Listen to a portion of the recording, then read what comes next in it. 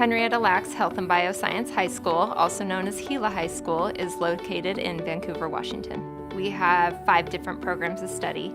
Pharmacy is one of those programs, and this specific project on sunscreen and the effects on the environment is one example of a type of project students will do here.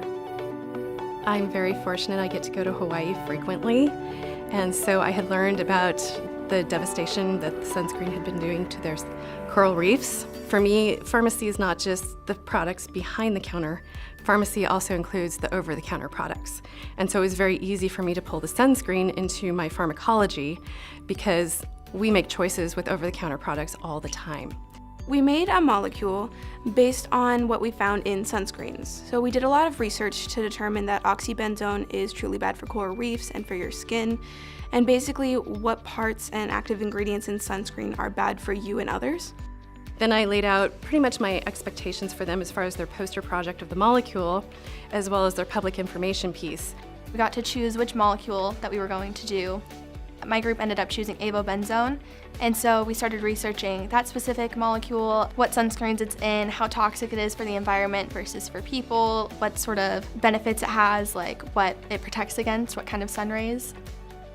So we went on PubChem, thanks to Dr. Hauger, and we looked up the structure, and then after looking it up, like seeing how many carbons, hydrogens, or oxygens there are.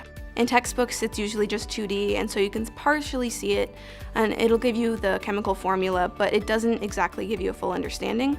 And PubChem allows you to use a 3D model so that you can understand completely and the angles and all of that. Using PubChem and making the molecule, I could physically put them together myself and see exactly where they go. I think actually making the molecules, because this was our first time actually making them and seeing the actual structures with the benzene rings and understanding double bonds and how they all relate and how these molecules actually look and how they are connected, that was really cool for me to see. For the infographic, we just put information about what oxybenzone does, some statistics, and why it's important to actually understand it.